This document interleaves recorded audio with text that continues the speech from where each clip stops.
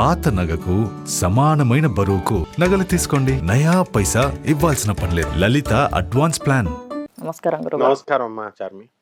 గురుగారు, రామ మందిరం ఎన్నో ఏండ్ల కళ అయోధ్య కరెక్ట్. చివరికి జనవరి 22న మనకి ప్రాణప్రతిష్ఠ చేయబోతున్నారు. ఇందులో ముందుగా అందరికీ గుర్తొచ్చే పేరు అనేది ఏమిటి అంటే రామభద్రాచార్యది. ఆయన బ్లైండ్ అయ్యి ఉండి ఆయన సాక్ష్యం చెప్పారంట కోర్టులో. అసలు ఆ సాక్ష్యం ఏమిటి? చాలా మందికి ఇంకా అరే ఆయన గుడ్డివాడయి కదా, ఆయన సాక్ష్యంని ఎలా కోర్టు ఒప్పుకుంది అని అడుగుతూ ఉన్నారు. అసలు ఈ రామభద్రాచార్యులు ఎవరు సార్? అసలు మనకి ఈ అయోధ్య గుడి ప్రాసెస్, లీగల్ ప్రాసెస్ అన్ని కంప్లీట్ అవ్వడానికి ఒక మోర్ దాన్ 20 years అయింది. నిజంగా దాంట్లో డిఫరెంట్ స్టేజెస్ లో హైకోర్ట్స్ నుంచి సుప్రీం కోర్ట్ స్టేజెస్ వరకు వెళ్ళి సింగిల్ బెంచ్ జడ్జ్ బెంచ్ ఉంటుంది, తర్వాత డబుల్ బెంచ్, ఇలా అన్ని స్టేజెస్ చేసుకుంటూ వచ్చి ఈ రామభద్రాచార్య అనేటటువంటి వ్యక్తి రెఫరెన్స్ వల్ల ఈ కేసు సుగమం అయిందనమాట, రావడం జరిగింది. ఎవరి రామభద్రాచార్య అంటే ఆయన సాధువులంతా కూడా ఏకమై ఆయనకి జగద్గురువు అనే బిరుదిచ్చారు. ఇప్పుడు ఎవరికి వాళ్ళు అలా జరిగింది ఒక్క జగద్గురు ఆదిశంకరాచార్య విషయంలోనే. సర్వజ్ఞపీఠం అంటే అందరూ ఒప్పుకున్నారు, 64 మతాల వాళ్ళు ఒప్పుకొని, సాక్షాత్తు సరస్వతీదేవే ఒప్పుకొని కొన్ని క్వశ్చన్స్ వేసి తర్వాత ఇంటర్వ్యూ పాస్ నువ్వు అని చెప్పి సర్వజ్ఞపీఠం సింహాసనం పైన శృంగేరి శారదామాత ఎక్కించింది. అలా అలా అలా అలా అవ్వాలన్నమాట సెలక్షన్. సో అలాగా యునానిమస్గా అయినటువంటి ఆ వ్యక్తి ఈ యొక్క ప్రొఫెసర్ రామభద్రాచార్య, ఆచార్య రామభద్రుడు. ఆయన ఏమిటంటే ఒక అంధుడు. ఆయన కళ్ళు లేవు, పుట్టుగుడ్డి. 2 months లోనే ఆయనకి పోయిందనమాట. ఆయన పేరు మామూలుగా లౌకిక నామం ఏంటంటే పండిట్ గిరిధర్ మిశ్రా. ఆయన అసలు పేరు 14/1/1950లో జన్మించారు. బాగుంది. అయితే మరి ఆయన చదువుకోవాలి కదా, బ్రైలీ అనేటటువంటిది ఇలాగా మనము గుడ్డివాళ్ళు పాపం అందులో వాడతారు, అది కూడా నేర్చుకోవాలి. వాళ్ళ డాడీయే వాళ్ళ మమ్మీ నేర్పించినవే అలా చదువుకుంటూ అట్ ద 5 years వచ్చేసరికి ఆయనకు రామాయణ మహాభాగవతాలు వేదాలు అన్నీ నేర్చేసుకున్నాడు. మెమరీ పవర్ ఎక్కువ ఉంటుంది. ఎవరికైతే సృష్టి రహస్యాలు మనం బాగా గమనిస్తే హ్యాండిక్యాప్ని తీసుకుంటే ఒక అంగములో ఈయన ఇప్పుడు గుడ్డివాడు, కళ్ళల్లో ఉన్నటువంటి శక్తి తగ్గింది కాబట్టి బ్రెయిన్కి వాళ్ళకి ఆ పవర్ ఎక్కడ యాడ్ అవుతుంది అనమాట. అలాగే అందువల్ల వాళ్ళకి మెమరీ పవర్ ఎక్కువ ఉంటుంది. ఇప్పుడు ఆయన అన్ని గుర్తుపెట్టుకున్నాడు. ఆ జ్ఞాపకం శక్తే మనకు అయోధ్య గుడి కట్టడానికి ఈ రోజున ఉపాధి అయ్యింది. ఎలా మీడియా అయింది ఎలా అంటే, ఆయన మంచి కోర్టు హాల్ ఉంది, కోర్టు సుప్రీంకోర్టులో జరుగుతోంది. అడ్వకేట్ మనకి ఆయన ఏం చేస్తున్నాడంటే వాదిస్తున్నాడు. బాగుంది. ఏమని వాదిస్తున్నాడు, ఎవరు ఈ ఈ కేసు ఏమిటి అని అన్నప్పుడు సాక్ష్యం చెప్పాలి. అప్పుడు శ్రీరామచంద్ర ప్రభువు అయోధ్యలోనే ఉన్నాడని నువ్వేం సాక్ష్యాలు చూపిస్తావని అడిగాడు జడ్జ్. అడిగితే ఈ అడ్వకేట్ తెల్లబోయాడు. ఈ క్వశ్చన్ వస్తుందని అనుకోలేదన్నమాట పాపం ఆయన.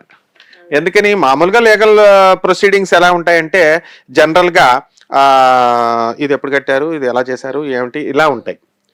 థాట్స్, ఎవిడెన్సెస్, సర్కమ్స్టాన్షియల్ ఎవిడెన్సెస్ ఇలాంటి సబ్జెక్ట్స్ లాలో చదువుకున్నాడు. కానీ ఈ క్వశ్చన్ వస్తుందని మనం ఎక్స్పెక్ట్ చేయలేదు. అప్పుడు విట్నెస్ బాక్స్లోకి ఈయన వస్తాడు, ఈ అందుడు సినిమాలో చూపించిన హీరోలాగా వచ్చి ఒకటే చెప్తాడు. ఎక్కడ ఉంది అని అంటే ఋగ్వేదములో గైమినీ సంహితలో చెప్పబడి ఉంది ఫలానా ఫలానా శ్లోకంలో అని చెప్పాడు. ఇప్పుడు నాకు కూడా సేమ్ అదే క్వశ్చన్ వచ్చింది. నేను అయోధ్య ఒక 20 సార్లు వెళ్ళి ఉంటాను భక్తులందరితో. అయితే ఈ వ్యక్తే ఆ రామభద్రాచార్య అని నాకు తెలియదు అప్పట్లో. నేను ఆయన కలిశాను కూడా. 20 సార్లు మేము వెళ్ళినప్పుడు ఏం జరిగిందంటే, సీతమ్మ తల్లి వంట చేసిన ప్లేసు అని ఉంటుంది అయోధ్యలో ఇప్పుడు కూడా. అంటే అక్కడ గొయ్యి ఉంటుంది, పొయ్యి ఉంటుంది. ఇదంతా చూసి అమ్మ బాబోయ్ మన సీతమ్మ తల్లి ఇక్కడ ఈ కిచెన్లో వండిందా అని నేను ఎంతో సంతోషపడిపోయి దండాలు పెట్టేస్తున్నాను. తర్వాత రాముల వారు ఇక్కడ పుట్టారు, ఇలా హాల్స్ అన్నీ ఉంటాయన్నమాట ఈ పడగొట్టక ముందు. చూసి చాలా సంతోషపడినప్పుడు అలా చాలాసార్లు చూసాం కదా. ఈ లోపల దేవాలయం పడగొట్టారు అన్నారు, ఇలా జరుగుతోంది. అప్పుడు ఇటుకలు అందరి దగ్గర వసూలు చేశారు వీళ్ళు, శ్రీరామభూమి ట్రస్ట్ వాళ్ళు. పాలిష్డ్ ఇటుకలు డబ్బులు అలా వెళ్తే మేము కూడా కొన్ని ఇటుకలు ఇచ్చాం. కాబట్టి నాకు ఒక యాంగ్జైటీ ఉండేది, ఈ గుడి ఎప్పటికీ కట్టట్లేదు ఏమిట్రా నాయన, నా ఇటుకలు ఇచ్చాము డబ్బులు ఇచ్చామని. సరే మేమంతా వెళ్ళినప్పుడు అక్కడ ఏమండి అసలు ఈ కోర్టులో కేసు జరుగుతుంది అంటున్నారు కదా, ఆ ఫైల్ చూడాలి నేను, ఎవరన్నా చూపిస్తారా ఆ స్టేజ్ ఎంతవరకు వచ్చిందో కనీసం ఫైల్ చూపించకపోయినా చెబితే చాలు మాకు అంటే అది అక్కడ ఒక వ్యక్తి ఉన్నాడు వెళ్ళండి అన్నారు. ఆ వ్యక్తి గుడ్డివాడు, ఆయనే రామభద్రాచార్య. అక్కడ ఒక నోట్బుక్ కూడా పెట్టారనమాట. నోట్బుక్లో వెళ్ళిన వాళ్ళు అడిగిన వాళ్ళ పేర్లు రాస్తారు అవన్నీ కూడా. సో ఎవరికైనా చెప్తున్నాడు ఆయన, అంత సింపుల్ మ్యాన్ ఆయన అండ్ మోడెస్ట్ మ్యాన్. ఆయన ఏం చేశాడో తెలుసా, ఆయన జగద్గురు రామభద్రాచార్య హ్యాండిక్యాప్డ్ యూనివర్సిటీ అని చెప్పి ఆయన చిత్రకూటంలో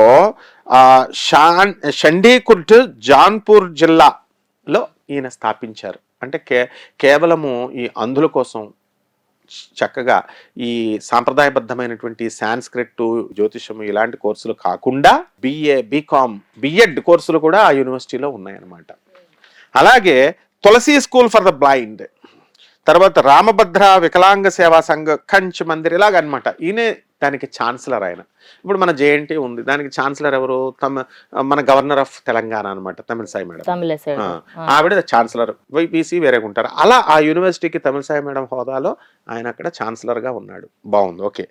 ఇక్కడ ఏంటంటే ఈ కోర్టు మంచిగా జరుగుతుంది, సాక్ష్యం చూపించమని ఆ అడ్వకేట్ పేరు కూడా ఉంది.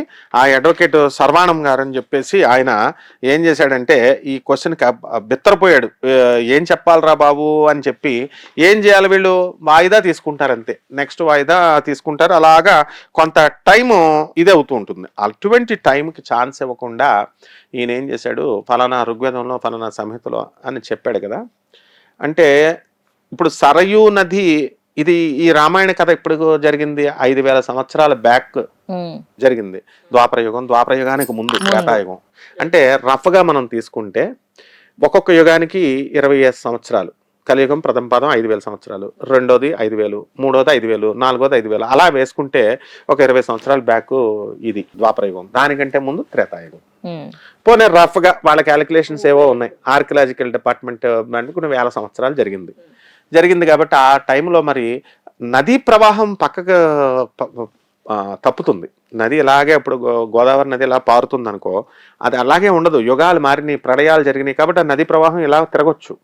నెక్స్ట్ రెండవది, ఈ బిల్డింగ్స్ అన్ని కుప్పకూలిపోతాయి, భూమి అర్త్క్వేక్లు వచ్చి అన్ని క్రిందకు వెళ్ళిపోవడం ఇవన్నీ జరిగినాయి.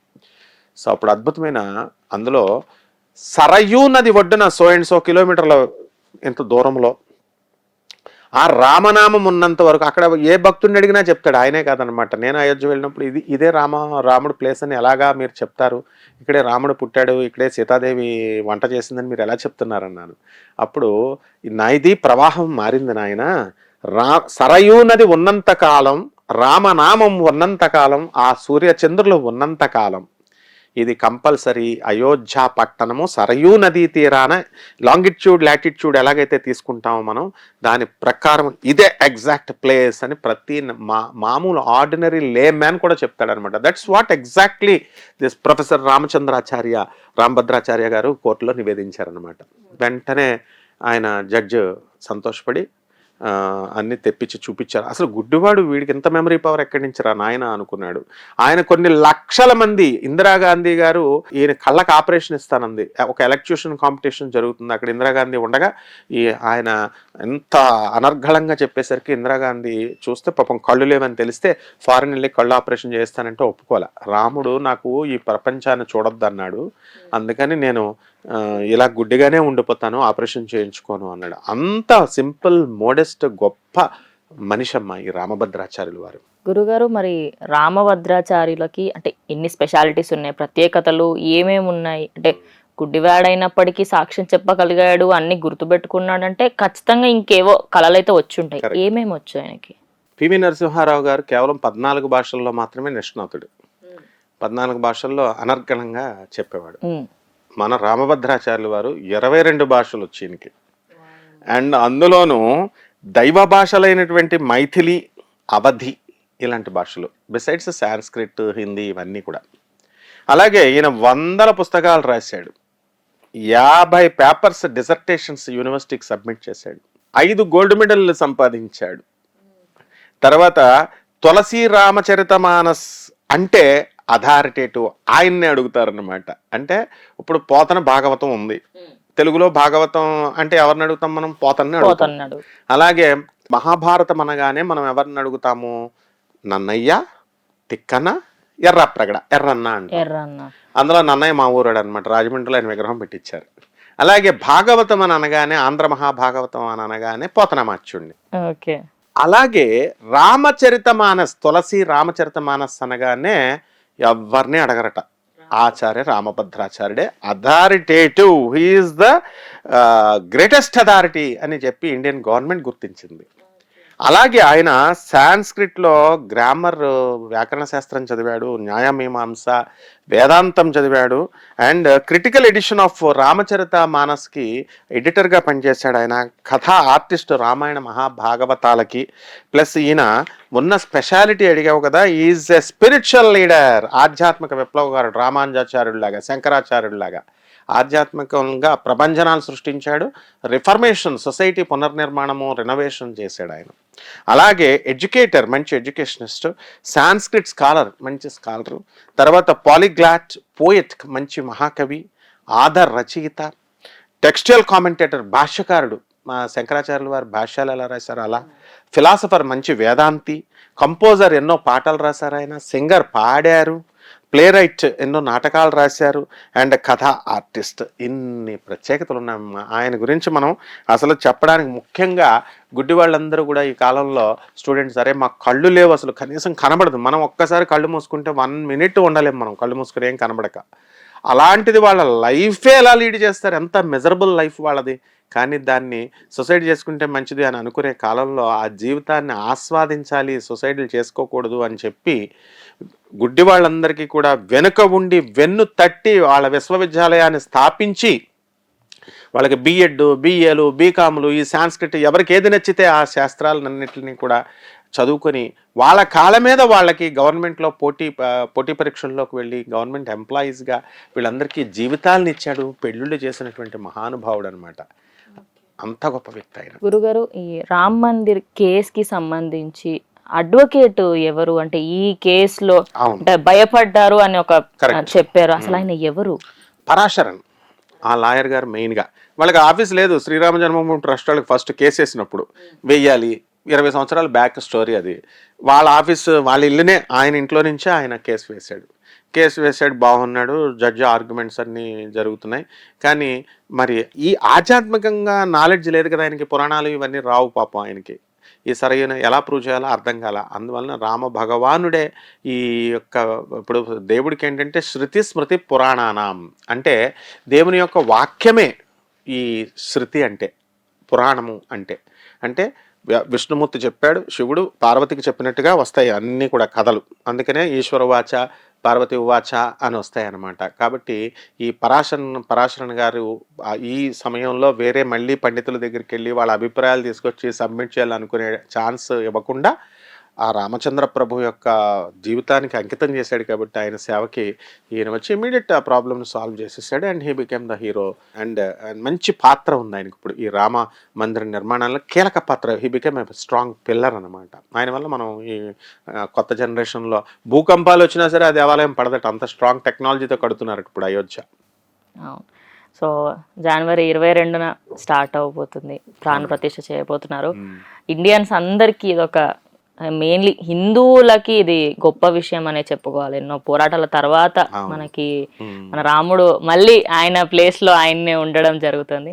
ధన్యవాదాలు.